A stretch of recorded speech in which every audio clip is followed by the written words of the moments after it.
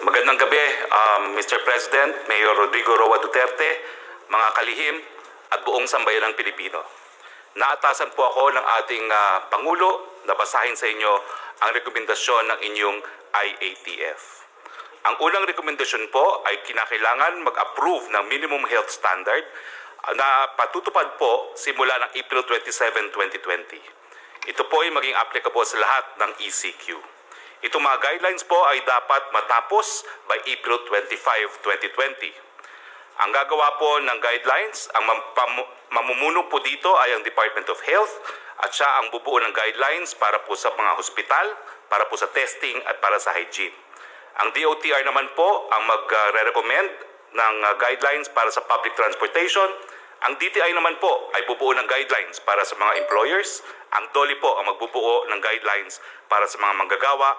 At ang DPWH ang bubuo ng guidelines para sa infra-construction.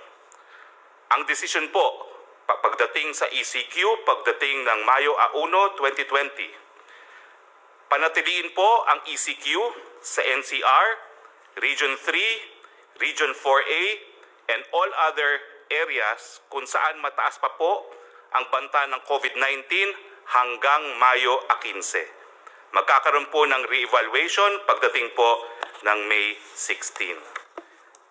Ang mga probinsya po na mananatili sa ECQ, National Capital Region, Benguet, pero po pwede pong mabago ito by April 30, Pangasinan, Bataan, Bulacan, Nueva Ecija, Pampanga, Tarlac, Zambales, Batangas, Laguna, Cavite, Rizal, Quezon, Oriental Mindoro, Occidental Mindoro, Albay, Catanduanes, Antique, Iloilo, bagamat meron pong to recheck itong Antique at Iloilo, Cebu at Cebu City, also subject to rechecking. At sa Mindanao po, ang probinsya ng Davao del Norte at Davao City. Ang lahat po ng probinsya na hindi kasama dito sa mananatili ang ECQ ay sa ilalim po sa new normal na tinatawag na General Community Quarantine. Ganun pa man, dito po sa mga lugar na mapapasailalim ang General Community Quarantine, may mga areas po na moderate na naka-orange. Ang ibig po sabihin nito, mag-i-evaluate pa po ako ano mangyayari dito sa mga lugar na ito kung magkakaroon nga ng General Community Quarantine o mananatili ang ECQ. Ito po ang para sa mga probinsya ng Abra, Ilocos Norte, La Union, Cagayan, Isabela, Nueva Vizcaya, Marinduque, Camarines Sur, Aklan, Capiz, Samar, Western Samar, Zamboanga del Sur, Lanao del Norte, Misamis Occidental at Misamis Oriental, North Cotabato, South Cotabato, Maguindanao. Yung mga areas naman po na low at moderate ay mapapasilalim nga po sa GCQ, ang new normal. Yung mga moderate na areas po ay ang mga probinsyang Negros Occidental, Negros Oriental, Siquijor, Davao del Sur, Davao Oriental, Sultan Kudarat, Lanao del Sur. At yung mga low po na areas na mapapasailalim din sa General Community Quarantine ay mga probinsya ng Apayao, Mountain Province, Ifugao, Kalinga, Ilocos Sur, Batanes, Quirino, Aurora, Palawan, Romblon, Camarines Norte, Sorsogon, Masbate, Guimaras, Bohol, Biliran, Eastern Samar, Leyte, Northern Samar, Southern Leyte, Zamboanga del Norte, Zamboanga Sibugay, Bukidnon, Camiguin, Davao Occidental, Sarangani, Agusan del Sur, Dinagat Island, Surigao del Norte, Surigao del Sur, Agusan del Norte, Basilan at Sulu. Ano po ang recommendation sa mga areas under General Community Quarantine? Ito po yung mga lugar na hindi na mapapasailalim sa ECQ. Pwede pong magtrabaho ang mga manggagawa sa Sector 1, 2, and 3. Ito po yung gagawin on a work-in phase. Yung mga bata po, edad 0 hanggang 20, at yung mga matatanda, 60 and up, and high health risk, mananatili po sila sa kanilang mga tahanan. Papayagan po ang mall opening covering non-leisure shops. Papayagan po yung mga priority and essential construction projects na mag-resume. Papayagan po ang mga non-workers to go out to buy goods and services except those pertaining to sector category 4, yung leisure at mga kabataan. Papayagan din po ang public transport na mag-operate at reduce capacity at ang LGU po to enforce curfew at night dun po sa mga hindi manggagawa. For GCQ areas, general community quarantine, i-consider po ang reprioritizing ng SAP cash subsidy towards ECQ areas. Ibig sabihin, yung SAP po na para sa areas na hindi na po under ECQ, syempre po yung cash subsidy, kinakailangan pag-aralan na ibuhos doon sa mga areas under ECQ pa rin. Yung mga GCQ areas, consider to allow na po yung high school, higher education institute, HEI school year to finish and give credentials to students. Sa ECQ and GCQ areas, bubuksan po ang mga paliparan at ang mga puerto para sa mga goods lamang. Yung option po to shift to GCQ sa mga moderate to low risk area by industry. Nagbigay po sila ng rekomendasyon na 100% opening para sa agrikultura, fishery, forestry, sa food manufacturing at lahat po ng supply chain including ink, packaging, raw materials, sa food retail, supermarket, restaurant for takeout and delivery only, mga hospital, logistics, water, energy, internet, telecoms, media. Yung option naman po sa GCQ, sa moderate to low risk area by industry, ang rekomendasyon po ay buksan from 50 to 100% opening. Yung other manufacturing po, gaya na electronics and exports, yung e-commerce and delivery for essential and non-essential items, yung repair and maintenance services po, housing and office services. Yung option po to shift to GCQ in moderate to low risk area by industry, consider po na buksan hanggang 50% on-site work and 50% work from home. Mga financial services, BPO, other non-leisure wholesale and retail trade, other non-leisure services. Yung option po sa low risk to moderate areas na buksan by industry, consider for 100% closure. Maski po low to moderate risk, consider for 100% closure pa rin dahil po ang mga transmitters ay kabataan mula edad 0 to 20, lahat na eskwelahan. I-consider po ang late opening sa Setyembre except po sa online learning, yung leisure, amusement, gaming and fitness, yung kid industry na tinatawag, turismo, all gatherings including religious conferences at iba pa, limited opening po ng malls at limited opening ng construction. Yan po ang rekomendasyon ng inyong IATF. Maraming salamat po. Maraming salamat, Presidential Spokesman or the new spokesman of the government sa Executive Department. Alam mo, wala tayong magawa. Ito, kita mo, Navy itong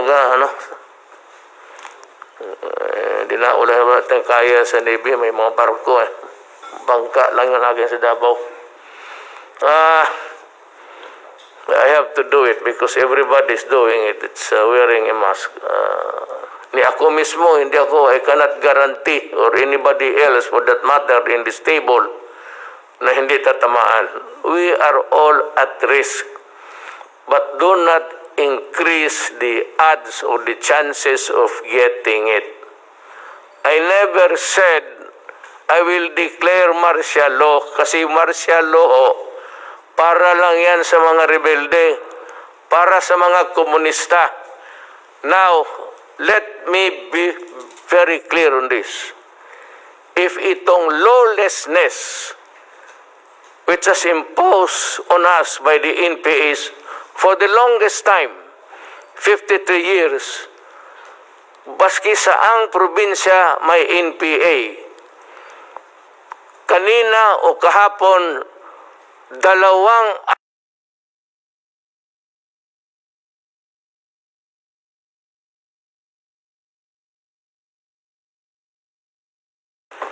if that is not lawlessness, what is that? Tell me. Kaya ngayon, pag nagpatuloy kayo ng lawlessness ninyo, patay dito, patay doon, and it's happening all over the Philippines, maybe I will declare martial law because kayong mga NPA ang numero uno. Kinukuha ninyo yung mga tulong sa tao, pati yung supply pagkain nila. Kaya, I am now warning everybody and putting notice sa armed forces pati police. I might declare martial law. And there will be no turning back. Kung ano ang martial law na klaseng gagawin ko, akin lang yan. Pero kung gusto ninyo, kasi pinagpapatay ninyo yung mga sundalo ko pati pulis na wala namang ginawa kung hindi samahan lang yung nagdi-deliver ng pera pati pagkain. Ang utos ko sa kanila, patayin kayo? O di patayin ninyo sila. Lahat na. Tapusin na natin ito sa panahon ko. I have 2 more years. I will try to finish all of you. Pati kayong mga legal, magtago na kayo. Huwag ninyong sabihin, putang ina na wala kayong, you're a bullshit, you're the legal France. Sa inyo, kumukuha kayo ng pera. Ang mga negosyo dito na malalaki sa Pilipinas, nagdideposito ng pera yan sa bangko, sa account ninyo. Kinukuha ninyo yan. Yan ang totoo dyan. Kaya nabubuhay yung NPA. Pati pa yung extortion ninyo doon sa labas. Marami kayong pera. Alam mo, ang gobyerno ayaw niyan. Government is very jealous. There is only one entity who can collect taxes. It's government. And that money must be put to good use. O hindi naman kami, kung hindi ka makabayad, wala naman kami pinapatay. Kung wala talagang ikabayad, anong gawin natin? Wala naman kayong nabalitaan na kulong. So, we do not do that. But do not force my hand into it. Kaya kung hindi, pag martial law, lahat kayong mga legal fronts, magtago na kayo. Magtago na kayo. Huwag ninyo akong bulahin. Galing ako dyan. Alam mo yung karapatan noon, ang unang, ang predecessor na tinatawag nila was the Committee of Justice, Freedom, and Democracy. In Davao City, I was a fiscal, but I was handling the karapatan noon sa Davao. For the reason na hindi ko nagustuhan yung klaseng pamaraan sa gobyerno. It was a dictatorship and it was not really, hindi naman tayo sinira ang demokrasya. Kaya kung sabihin ninyo na sisirain ko ang demokrasya, hindi. Lulutasin ko ang demokrasya sa inyo. You made it impossible for me to move. At gusto ninyo ipasok muna yung mga ayaw naman ng military. Binigay ko sa military yung papel ninyo. Sabi ng military, ayaw nila. Sabi ko, you explain to me bakit. So I gave them about 2 hours explaining to me bakit. Bakit hindi pwede yan? Ganito yan, sir. Sabi ko, sige, naniwala ako sa inyo. And I'm calling the armed forces to invent something more, to innovate so that the soldiers will not be at the mercy of them. Pag dalawa lang yung sundalo, kawawa naman. Magdating yan dyan, they will just swoop down isang 10, wala talagang laban. Kaya sabi ko, at this time, the armed forces should go into innovations. Sabi ko, huwag ka mag-surrender, ha? Kayo mga NP, do not ever raise your hands. Kasi ang order ko, kung lumaban ka na. Huwag kang mag-surrender. Napunta tayo dyan kasi galit ako kasi pinapatay ninyo yung tulong sa tao. Yung tulong sa tao will continue. We will not reduce the volume at this time, but we are running low of funds. Secretary Dominguez might want to tell us what he is doing and planning to do so that we can have the level of the money supply so that we can maintain our assistance to everybody. Sani? Tagalogin mo lang, Sani. Maraming salamat, Mr. President. Ang katotohanan po, ang budget natin para sa 2020 ay 4.1 trillion pesos. At so far, ang nagastos po natin is already for this COVID is na hindi natin plinano ay 352.7 billion pesos na. At masasabi ko po na so far, na-finance natin itong amount, na-finance natin partly sa tax collection, pero bumababa na ho yung tax collection natin. Ang balanse, pininanso natin sa sarili nating savings at humiram pa tayo ng pera sa mga multilateral agencies kagaya ng ADB at World Bank. So far ho, sufficiente po yung cash natin, pero naiipit na po tayo sa budget allowance natin. So yan po ang problema natin ngayon. May cash ho tayo, pero wala ho tayong authority gumastos ng ganong kalaki. So we're making sure na lahat ng gastos natin ay number one, for the benefit of yung pinakamahirap sa bayan natin. At rinireserba ho natin yung balanse para sa mga build projects natin, para pag natapos na itong COVID, may pera tayo pang invest sa build ho.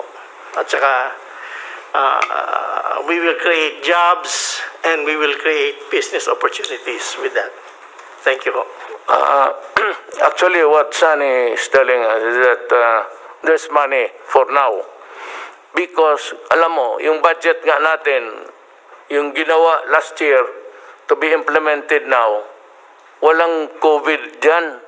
So, Department of DSWD, Highways, Department of Trade and Industry, and Health, nakaplansya na yan. So, ngayon, pagdating ng COVID, tanggalan ko yan ng mga proyekto dito sa highways. Yung highway dyan, wala na muna yan. Sabihin ko kay Tugadi, huwag na muna yan. Minus yan. Lahat para makapag-ipon at kinuha na yung budget na yung regular budget sana kung walang COVID, going smoothly to be implemented here. But because of the COVID, yung first and second, third quarter, alam mo wala yung pera. Sabi ko, hangin lang yan. Yung sinasabi ni isa pang itong walang alam na ugok, ito si Trillanes. Nagsasalita ng trillion ng hangin. Trillion of cubic meters of air in your head. And it is too tight. That is why para kang buang sa salita ka ng trillion. Kaya ikaw yung putang ina pa, rebuilde ka pa dyan. Hindi ka pala marunong eh. Kita mo kung nanalo kayo, ano yung nangyari sa Pilipinas? Puro porma, puro hambog, puro hamon, at batukan mo raw ako. Sabihin ko sa driver ko, sampalin ka. Ang driver ko lang, utosan ko, kaya handyan ka lang. Ang tingin ko sa iyo, ka-level mo, driver, ulol. Yan. So, yan ang ating, kinukuha na natin yung mga projects this year. Wala na, sabihin, kalimutan mo na muna yun. That was prepared. Preparado na yun. Dumating COVID. Wala. Ito. But we are making sure, and Sunny has said earlier in the previous meeting, that if the funds are not sufficient, they will have to borrow. Then, if the borrowed money is not enough, then we have to sell the assets. Yung cultural center, maraming sinong mayaman dito na pargawain niyang mansyon. Iyo na yan. Magsalida ka araw-araw dyan, mag-isa. Lahat ng lupa, pagbili ko, para itulong ko sa tao, kasi why am I talking this way? You know why? There is no telling how long, gaano katagal itong COVID sa buhay natin. Kaya lang, at least one of the redeeming factors now, hindi pa man nga sila nag-succeed, but they are working at it. Nandyan sila, punong-puno yung kamay nila sa trabaho, and they are working, and there are signs that they will succeed. Sabi ko sa iyo, sa oras lalabas ang vaccine, ilif ko kagad. Ilif ko, wala nang seremonya. Huwag na kayong maghintay, basta pagsabi may vaccine. And by the way, yung 10 million ko na sa ating mga scientists dito sa Pilipinas, yung mga doktor, mga ano natin, the bright Filipinos who are there working day and night, trying to find out how to combat COVID. I'm raising the bounty to 50 million. 50 million ho ang ibigay ko sa grupo because it is a collegial thing. Hindi naman sa isang tao. 50 million. Baka pag sa ligaya ko, another 50 million. So that's, pagka mayroon nandyan kung maligaya ako masyado, di 100, puro kayo milyonaro. Huwag kayong mahiya, tanggapin yan. Total, sabihin, Mayor, ginawa namin ito para sa bayan. Sabihin ko ito, isauli ko, ito kay Dominguez. Gusto niya, hindi na ito, maibalik. Sige, Mayor. Yung kayang mga bata,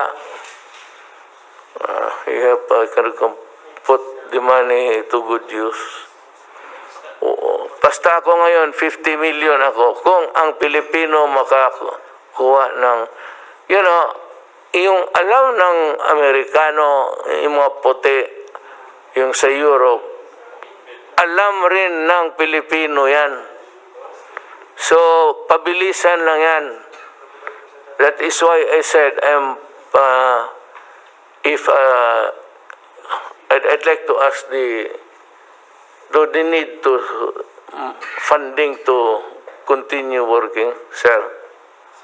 Itong mga scientists natin working at the vaccine thing, do they need a funding? Yung pong PCHRD, which is I think attached to the Department of Science and Technology, meron naman po silang pondo para sa pagpapatuloy na pananaliksik o research for vaccine production. But I'm not sure if this particular vaccine that they are developing is specifically for COVID-19. Aalamin ko pa po kung isinama na po nila ito sa kanila pong kasalukuyang research work. Well, anyway, whatever it is, as long as they are working on to find out, to discover COVID, it does not really matter to me. What matters to me is the let me use that, is the dedication and the load of work that they are performing. So, kung kailangan nila ng additional funding, all they have to do, I'm announcing it, is magsabi din sa iyo. And I'd be glad to kung hindi masyado malaki, I said, ipitay sa pera, I will readily give it to them. I'd rather spend all of our money in connection with COVID. Discovery, assistance, lahat. Kaya dito nakatutok tayo. Every time that we meet, ladies and gentlemen, hindi tayo lalabas sa COVID. COVID lang tayo. Huwag tayo na ngayon, nagsalita ako ng komunista at ito mga putang ina mga komunista dito. Kasi sa COVID na mangyari, maraming gutom, maraming hindi nakakain, maraming hindi nakakatanim. So walang pera. That is why papasok ang gobyerno, tulungan sila. Kaya naman, pinagbabaril itong mga putang inang NPA na ito, kaya napunta tayo doon. But that is COVID connected. Because nagkasakit o hindi makapaghanap buhay because of COVID. You have to connect. Hindi sabihin mo, rumble on. Itong mahilig, itong mga gagong sabi, try to rumble onto some other matters and mumble. Alam mo ganito, itong mga putang ina, di ba matay itong mga putang ina to. Rinig niyo yan. Mumbling. Basta, I am just putting notice to everybody that itong komunista, malaki ang gastos natin. Do you know how much we spend sa isang putok lang? Marinig mo man yan. Brrrr! Isang putok yan, 35 pesos. Tangina ninyo. Yung 35, ilang brrrr, ilang sundalong brrrr yan. Abusaya, pati kayo mga komunista. Ilang 35 pesos yan. Yung bala ninyo, yun yung bala ng mga sundalo na pinatay ninyo. Kaya ginagamit ninyo pera ng tao pagpatay ng sundalo. Kuha ninyo. Yung mga mortar ninyo, those are the armaments and equipments na nakalkal ninyo sa mga patay na sundalo. Yan pinaputok ninyo, pati pinaputok ng sundalo, pera ng tao yan.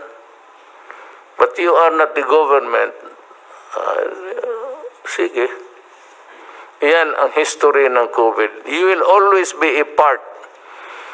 Someday, if we will write a narrative of the COVID, nandyan talaga kayo isang chapter sa putang ina para sa inyo.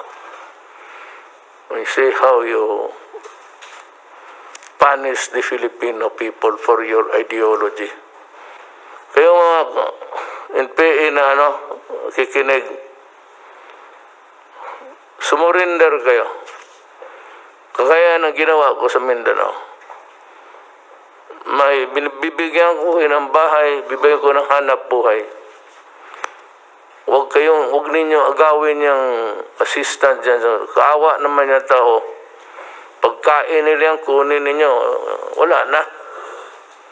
Para na rin pinatay mo yung mga pamilya dyan sa mga lugar na hindi maabot ng sundalo. Ang nakakarating dyan yung mga ano lang, walang armas yung mga DSWD. Pero yung mga escort, pinapatay niyo. That's why I'm asking the armed forces now and the police to reconfigure, kasi marami na akong patay, to reconfigure how to go about escorting the health workers. Pakinggan natin si Department of Trade, yung dandahan na pagpasok ng ibang sektor. Tagalog na lang po kayo. Okay po. Dito po tungkol sa ECQ. Sa quarantine. You ease up the quarantine to allow certain sectors. Ikaw ang nakaalam niyan. Opo. You know better than us. Opo. Mr. President, ang maganda hong nangyari ngayon, even under the enhanced community quarantine, para po hindi tayo magkaroon ng kakulangan sa pagkain, pinagpatuloy ang pag-supply ng food production, pinagpatuloy ang paggawa ng mga pagkain. Tulad ng mga sardines, gatas, instant noodle, yung mga basic manufactured products, para parating marami hong supply sa grocery and supermarket. Dahil po kahit community quarantine, ito po yung mga inalaw na mag-operate. So inalaw po ang food production, inalaw po ang mga essential products tulad ng sabon for hygiene, sabon, shampoo, pati ho yung essential din po yung mga alcohol para ho sa mga panahon ngayon. Yung iba hong hindi essential products, hindi ho muna natin pina-operate in keeping, dahil po gusto po natin ang mga taong bayan as much as possible nasa bahay. Kaya ho piling-pili lang yung pinayagan natin, yun dun lamang sa makakatulong sa food availability. Hindi tayo magkaka-shortage, kaya pinapaalala natin sa taong bayan na huwag magpapanik dahil kahit ho naka-enhanced community quarantine, ay napakadami ho nating pagkain, yung supply. In fact, dahil sa pagmi-meeting ng ating IATF, eventually, inaalaw po natin kahit lagpas 50% yung skeletal workforce. Hindi na skeletal workforce na 30% lamang ang allowed. Kailangan more than 50%. Ibig sabihin, maraming tao. Para ho, ang ating production rate umabot sa 80 to 100%. So, para hindi magkaroon ng shortage. Pangalawa ho, yung ating mga finished good inventory, yung mga gawanan na produkto, ay more than 2 weeks, 2 linggo equivalent. Hindi tayo magkukulang. At yung raw material na ipuproduce pa lang para gawing finished goods, mga 45 days, lagpas sa 1 buwan. So, ibig sabihin ho, marami ho tayong pagkain. So, yan po yung mga iba sa mga inaalaw ngayon na dito sa environment ng ECQ, food products, essential products. Allowed din po syempre yung iba hong operation tulad doon ng mga bangko para ho may mga gusto mag-withdraw sa ATM, may i-allow po yon. Siyempre po, agriculture products, doon magsisimula yung pagkain, allowed din po yung mga ganitong activity. Ang nakabitin na lang po ay yung sa construction, yun po yung pag-uusapan pa moving forward, pati ho yung sa mga SMEs, yung mga malls. Kasi ho, pag yun ho, maramihan kasi, kaya worried din ngayon po yung grupo natin kung i-open ho ba natin ito dahil contrary to dun sa gusto natin mangyari na panatiliin sa bahay ang mga taong bayan. Pero ho, ito ho ay pag-uusapan pa. Yung mga iba hong mga essential activities, so inaalaw naman po during the enhanced community quarantine. Ang isa pa hong sinisigurado natin ay ang pricing wala hong profiteering or wala rin yung nagsasamantala sa hoarding. At dyan po, nagsama-sama po ang DTI, ang PNP, CIDG, NBI, DA at saka DOH. Diyan po marami, over 500 na po ang ating mga nahuhuli. Na mga profiteers at mga hoarders, kaya babalaho talaga yan. Isa pa hong magandang nangyayari ngayong ECQ ay yung mga manufacturers natin na re-repurpose. Yung mga dating hindi gumagawa ng mga face mask or hindi gumagawa dati ng mga personal protective equipment, ngayon ho ay gumagawa na sila. Tulad nung mga mask na suot natin ngayon, ay yung iba ho dyan ay ginagawa na ng mga manufacturers natin ngayon. Kahapon lang ho, Hanap ka, bigyan mo sana. kahapon lang ho ay inalaw po natin, nag-turnover tayo ng 10,000 pieces ng PPEs out of the 300,000 na PPEs at yun po yung donation po ng San Miguel Corporation para ho sa PGH, tinurnover po natin sa DOH. So 10,000 po yon out of the 300,000 na ipuproduce pa para sa ating mga health workers. So meron ho tayong mga manufacturer na nilipat yung kanilang production para makaproduce ng mga mask, PPEs, pati ventilators gagawin na. Mga 10 kumpanya na ang may involved dito sa repurposing yung manufacturing. Ibig sabihin, magpuproduce na sila ng mga critical products na kailangan ngayon. And moving forward lang po, last 2 items, marami ho tayong piniprepare na tulong sa MSMEs, micro SMEs, lalo na pag na-lift na itong ECQ. Nandyan ho yung pauutangin sila, low interest rate, dun po sa inyong programa na P3, Pondo sa Pagbabago at Pag-asenso. 1 billion po yun, nakalaan doon. At sa tulong po, pakikipag-ugnayan sa DOF, sa Land Bank and DBP, another maybe around 30 billion na pwedeng ilaan din para sa mga micro SMEs. Kasi yung micro SMEs, pahihiramin po para meron silang working capital pagka i-restart natin yung economy. Kasi aside from the MSME, yung isang tulong ay yung wage subsidy sa worker na nirelease po ng SSS, BIR at DOF. So, para talagang matulungan sila sa pag-restart ng economy. And lastly, dahil po sa Bayanihan Act ay nagkaroon po ng grace period, hindi muna babayaran yung loan at grace period ho pagdating sa renta. Yun po yung inyong kinover. Para ho, wala dapat paalisin na umuupa sa residential, pati yung renta ng mga micro SME sa mga commercial places. So marami ho tayong prepare na programa para ho sa micro SMEs. Thank you, Mr. President. Salamat, Secretary Lopez. We'll wind up with the 3 speakers from Secretary Dar. Still about food supply. Then we go to the health aspect. Sige, Mr. President, fellow cabinet members, ang pinag-uusapan kasi natin dito yung pundo, no? And our budget for this year is finite. We're only pegged at 4.1 trillion, out of which ang antimano kaagad na automatically appropriated doon ay 1.249 trillion. Tapos yung 2.8 trillion, yun yung new appropriation. Para saan yung new appropriation?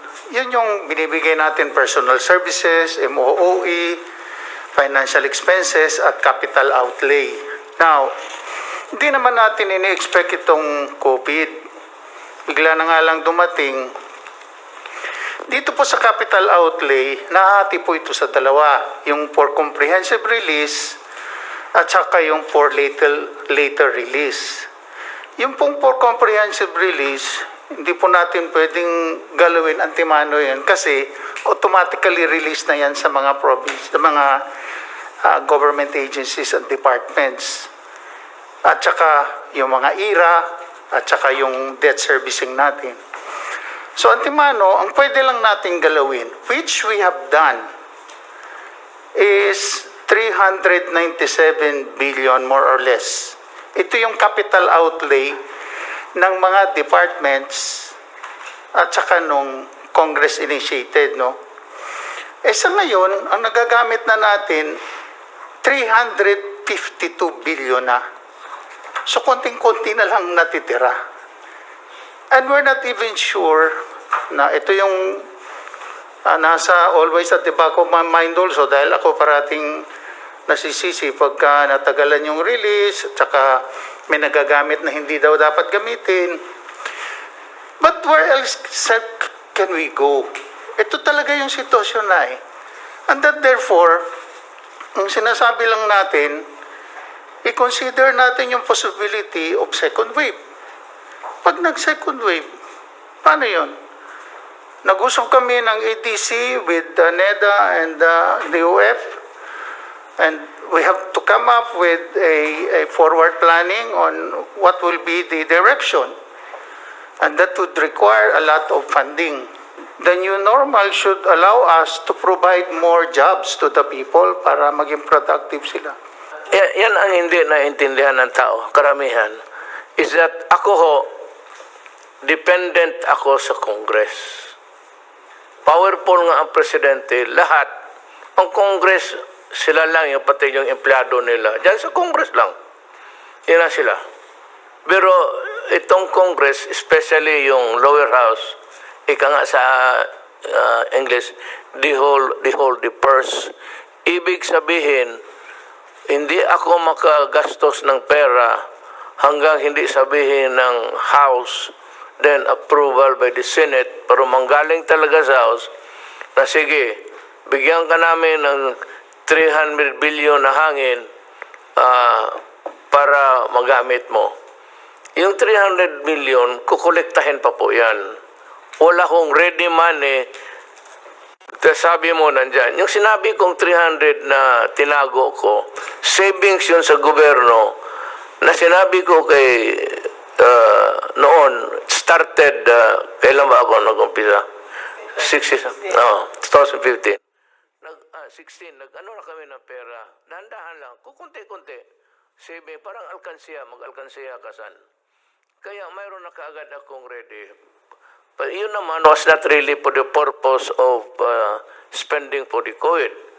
Because wala pa naman ang COVID noon. It was a non-existing alien. And hindi natin alam. That was intended, nasabi ko son, before I go out, makita lang man ng mga tao na ang pera na hindi na ginastos ng kung todo-todo, nag-save tayo. That was my only purpose actually. Ngayon, nandoon ang COVID. Now, dito yung sinasabi ni Wendell, tama yan. Pag-appropriate ang lower house, House of Representatives, yung mga congressman, hindi yung senador, manggaling sa kanila, mga congressman, pag-appropriate sila ng pera, bigyan ako ng authority na gastuhin yon. Kung ma-approve na rin sa Senado. Ang problema, kung may pera ba? Kasi ang koleksyon nandito sa akin. Nandito kay Sunny, tapos tanungin siya, may pera ba dyan? Sabi, meron no dito na 400 million. O sige, gamitin natin yan. So, doon sa Congress, somebody will sponsor a bill, appropriation, it has to be sa budget. Ang sabi ni Wendell na tayo supplemental budget. Kung may pera, pero kung walang i-appropriate because there is nothing to appropriate. Wala tayong ma-appropriate kung walang pera. That is why sabi it's dwindling, paliit ng paliit. Because ang inasahan natin na first quarter, second quarter, na collection, wala na. Napurnada na because sarado ang mundo. Ang komunidad hindi gumagalaw. Wala na nagtrabaho. lahat tayo, pati ako sa puro papel, isang katerbang papel, yun lang man to, dinala sa bahay ko, babasahin ko lahat yan, hindi ako nagpipirma ng hindi ko nababasa. Tapos, para hindi tayo masabit, tapos, yan ang trabaho ko. Wala nagtatrabaho. So, yan ang problema ngayon. It's really a question of money. Money has always been since time immemorial. Now, remember that wala kaming hangarin na pigilin yung pera. It's not ours, it's not anybody's money, but it belongs to the Filipino people and should be spent for the welfare of the Filipino people. Hanggang dyan lang. Now we go to Secretary Dar to see how the agricultural sector is coping up. Thank you, Mr. President. Marami pong salamat. Sa agrikultura po naman, under the enhanced community quarantine for Luzon and vis-a-vis agriculture and food, ang una po natin tiningnan po yung food availability, food accessibility and affordability, plus yung price stabilization and the movement and logistics relating to the food supplies. At the initial stage, Mr. President, ng ECQ, may opening naman ang agrikultura, skeletal level, but even with that, of course, we were practicing again all the health or quarantine measures, may physical distancing at saka din paggamit ng face mask.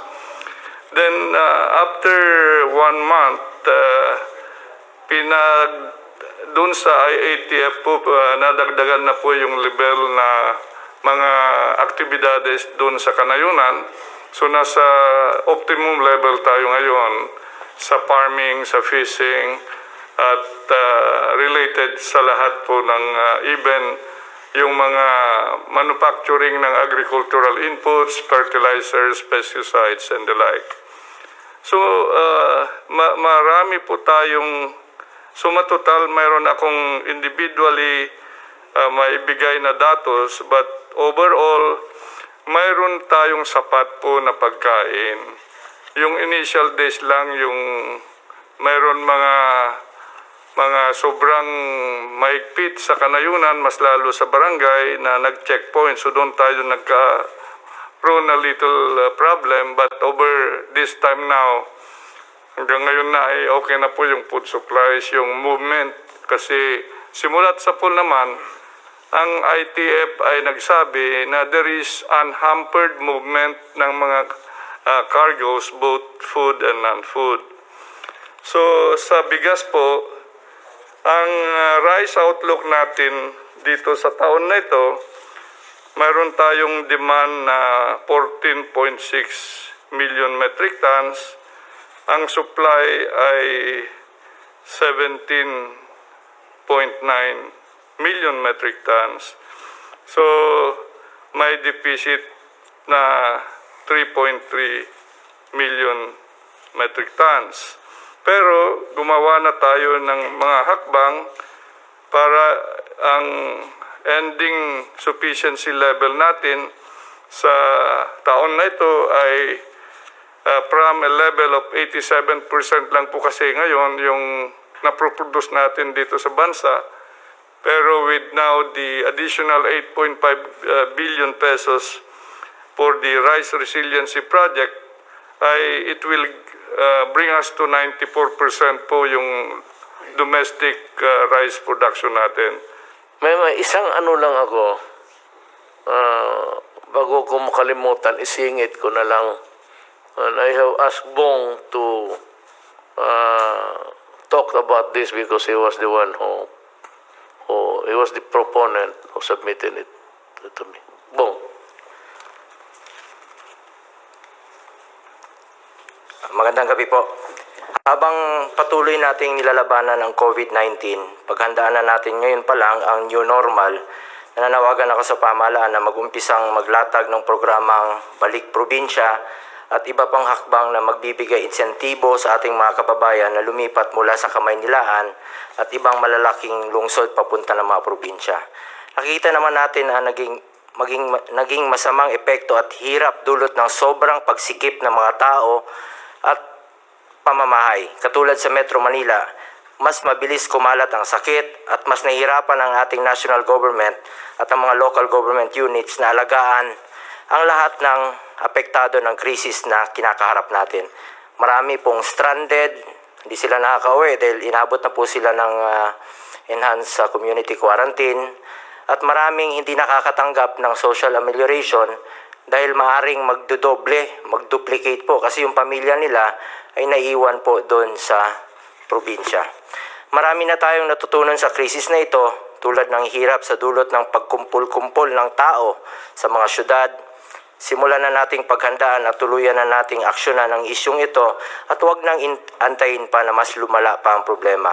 Kailangan magkaroon ng gobyerno ng long-term solutions upang matugunan ito. Dahil sa kakulangan ng pangmatagalang urban planning at rural development sa mga nakaraang dekada, nagsipuntahan ang maraming mga probinsyano sa mga malalaking lungsod dahil andon ang oportunidad sa hanap buhay. As soon as the enhanced community quarantine is lifted and travel is gradually normalized, the government must encourage Filipino families to move out of Manila and other metropolitan areas. Government must provide them the means and incentives to go back to the provinces for good. LGUs must also ensure that necessary quarantine measures and mass testing for COVID-19 are in place to prevent those possibly infected from spreading the disease. Ilipat natin ang mga tao sa tamang panahon at kapag sinabi na ng ating health experts na ligtas na gawin ito, pero ngayon pa lang kailangan ihanda na natin ang ating mga probinsya. Dapat masiguro na may kapasidad ang mga probinsya na maalagaan sila at mabigyan ng matitirhan, makakain at ikabubuhay. Mapapagaan rin natin ang pinapasa ng mga syudad kapag nabawasan ang tao sa lugar nila. Katulad ng mga illegal settlers ngayon, dikit-dikit talaga yung mga bahay. Kung hindi natin ito aksyonan agad, hindi matatapos ang problema natin sa kalungsuran. Sa programang Balik Probinsya, mapapabilis din natin ang pag-unlad ng mga kanayunan. Sa paghihikayat sa mga mamumuhunan na magbukas ng mga negosyo sa mga lalawigan, magkakaroon ng mas maraming oportunidad ang mga kababayan natin. Hindi na nila kailangang lumuwas pa ng Kamaynilaan at lumayo sa kanilang mga mahal sa buhay o kanilang mga pamilya. Kaya mahalagang magbigay din tayo ng mga insentibo sa mga negosyante o mga mamumuhunan ito. Kami po ni Pangulong Duterte ay probinsyano rin, taga Davao, taga Mindanao. Doon po kami lumaki at tulad ng iba pang mga probinsyano, doon rin namin nais bumalik pagkatapos ng aming pagsiservisyo sa bayan. Dapat tayo po ang mag-provide ang gobyerno ng mga buses o barko o anumang transportasyon para makabalik na sila sa kanilang mga probinsya. Magtulungan tayo, magbayanihan po tayo para malampasan ang krisis na ito. Sa bawat problema nating hinaharap, oportunidad rin ito na magkaroon ng mas maayos at matatag na solusyon para sa ating bansa. Thank you. Maganda yan, Bong. Go home to the province. They have the means of going back there. And there is a promise kasi kung what you would give them is hope. Importante yan. Yung, that if they go there, some of them might really leave the city of Manila or its environment with a heavy heart. But we have to provide the transportation at sabihin natin, if you go back, ganito. What is really very important is we give them hope. It's a very important yung hope ng tao. So, si Secretary Lopez, Yeah, Mr. President, actually gusto namin suportahan yung proposal ni Senator Bong. Kasi yung balik probinsya, tama ho yung sinasabi nyo, will bring hope. Kaya kami ho, pwede nating masuportahan yun by pushing yung investment papunta doon. How do we push it? So more incentives. Actually ho, sa ngayon, we can give more incentives papuntang probinsya kesa sa incentives na maglo-locate sa Metro Manila. Yun ho, ibig sabihin, more attraction to locate outside. Kasi pag nandun na yung incentives, may trabaho na doon. So even po dito sa tax reform na finalize ho ngayon sa Congress, it will give also additional years of incentives para talagang doon mag-locate outside Metro Manila. Parang balik probinsya objectives ni Senator Pong. Pangalawa ho, yung SME development. Everywhere ho yun, meron na with the funding ng, di pa naman siguro nawawala yung funding na yon kasi pang mahirap talaga yung funding na yon. Ito yung bibigyan na suporta dun sa mga negosyante sa barangay level na support. Yung gusto nyong bigyan na kahit 10,000 para may pangsimula na sila maliit na negosyo na mga SME ho na may pwede ka agad opportunity doon sa mga maliliit na nasa para may opportunity umuwi doon. So yun po, yun. let me just give a warning. Alam mo, sabi ko, wag sa panahon ko. Pag sa panahon ko, talagang yayarain kita. Itong lahat ng pinaghirapan namin dito, study, NEDA, tapos Department of Trade, doing a lot of talking and convincing, and winning the trust of foreign or local big business. I do not want to humiliate people. I know that, alam mo, pagka tanggalan mo ang tao ng pride niya, masakit yan. I've done it several times. But every time, Diyos, nagsisisi ako, pero overall sabihin ko, total, para naman ito sa... I've done it several times when I was mayor. Talagang hubaran kita dyan sa harap. At baski regional director ka, patitindigin kita dyan sa harap ng Malacanang. Mamili ka. Totoo. Ikaw, examiner, okay. Tumindig ka dyan sa harap ng Malacanang. Total, itong Malacanang, palasyo mo ito. Ako dito, nag-uopisina lang. Tignan mo yung palasyo mo isang araw. Init at ulan. Pag namatay ka, mas lalong mabuti. Basta yan ang ko sa... Kaya itong pinag-usapan ngayon na yung i-dispersal, yung ikalat mo. Takot yung iba sa mga probinsya na medyo may history ng... Ako ayaw kong maghiya ng gobernador, mayor, sino ba naman ako, mayor lang rin. But, I have a more, a greater burden, yung pinapasaan ko na trabaho para ito. Medyo sagrado sa tao ito. So, we take our oath of office. We are very proud. Presidente na ako, tapos gano'n, gawain ko talaga lahat. So, gusto ko lang ipakita sa mga tao, beginning ito, na paano sugpuin ang mga magnanakaw sa gobyerno. Pero ito ang igarantiya ko sa iyo. Putang ina ka, hubaran kita dyan sa harap ng tao. Our country comes first to us. Mahal ko ang bayan ko. Mahal natin lahat. Gaano man tayo kaliit. Well, anyway, I'm just talking about life. Buhay ba ng tao? Ito, I hope that God will be with us. May sarili akong Diyos na doon ako nakatutok to help me because I'm having a hard time carrying the load of the nation.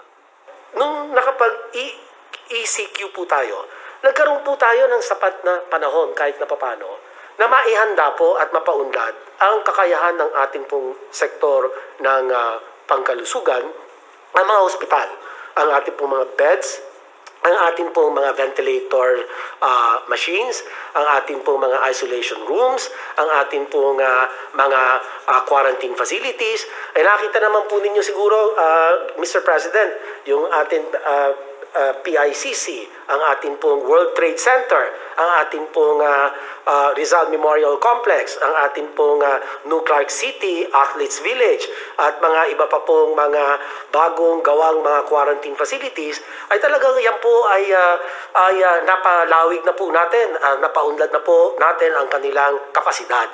Kaya talagang napakaganda po nung inyong pasya na isagawa po itong enhanced community quarantine. At sa aspeto po naman ng kaperahan o sa funding, ang inyo pong PhilHealth ay nakapag-advance po o nakapag-desisyon ng board na mag-advance ng 30 billion pesos para po sa mga ospital, sa pampubliko at sa pribadong sektor para lahat po ng mga COVID patients ay babayaran po through the COVID benefit package. At in fact, ang board po ay nagpahintulot din na itaas, gumawa ng COVID benefit package, yung mild 43,000, yung moderate 143,000 per COVID patient, and for severe to critical, kaya pong bayaran ng PhilHealth up to 780,000. So inihanda po natin pati ang funding para po sa ating mga COVID patients. So sa pangkalahatan po ay ito po ang ating mga ginagawa at para naman po doon sa binabalak, batay po sa rekomendasyon sa inyo na i-extend yung enhanced community quarantine, okay po yun. Suportado po namin yan. Kung meron naman pong kinakailangan na luwagan yung mga lugar na sa kasalukuyan naka-enhance community quarantine, ay siguraduhin lang po natin na yung mga pamantayan ng kalusugan or minimum health standards ay dapat pong nakatalaga bago po magluwag. Dahil sa bandang huli po, ang kalusugan ng taong bayan po ang atin pinangangalagaan higit po sa lahat. Maraming salamat po, Ginoong Presidente. Salamat, Secretary Duque. Magtanong kasi ang tao, ang interesado ninyong gustong lumabas sa bunganga ko, kailan ba talaga ito matapos? Ang COVID ho, hindi matatapos yan. It will be here and it will stay until kingdom come. Pero pag may bakuna na, baka sakali nga mauna tayo, ma-embolden yung ating mga scientists to work overtime to come up with a vaccine. COVID equals vaccine. Period. Siguro nasabi naman ng lahat ng dapat sabihin, and the things that you must know and need to know, nasabi na po namin. And one thing I can assure you, that we were just waiting for the right time. Tiisin lang muna natin, ako nakikiusap na sa inyo, para lang ito sa bayan. Because we are trying to limit the contamination. Kasi sinabi ko itong 6,981, pag ito ang nagkalat, ako, magpaproblema po ako. Mas lalo. Pero ito bumababa na ngayon, mas maraming recovery by 722 as against 462. So, lahat ang sinasabi namin dito, totoo, walang sobra, walang kulang. At alam ninyo ang ginagawa namin. Kung nagustuhan ninyo, magpasalamat kami. Pag sabi ninyo kulang, then humhimi kami ng dispensa. We'll try our very best next time. Thank you. Maraming salamat po. Matapos pong makipagpulong ang ating presidente sa mga miyembro ng IATF, tinanggap po niya ang rekomendasyon ng IATF na ilagay po sa patuloy na ECQ ang NCR, Region 3, Region 4A at iba pang mga lugar hanggang Mayo 15 po. Ang mga lugar pong ito ay ang probinsya ng Benguet na po pwede pa pong magbago by April 30, ang NCR, ang Pangasinan na po pwede rin pong magbago by April 30, Bataan, Bulacan, Nueva Ecija, Pampanga, Tarlac, Zambales. Yung Tarlac at Zambales po pwede pa rin magbago by April 30, Batangas, Cavite, Laguna, Rizal, Oriental Mindoro, Occidental Mindoro, Albay, Catanduanes, ang Antique at Iloilo pareho pong pwede pang ma-recheck, ang Aklan at ang Capiz. Pati na po ang Cebu at ang Cebu City na subject din to rechecking.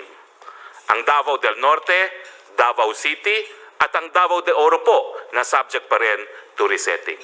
Lahat pong probinsya na hindi napasama sa listahan nito ay mapapasailalim po sa General Community Quarantine. Maraming salamat po. Magandang araw po sa inyong lahat.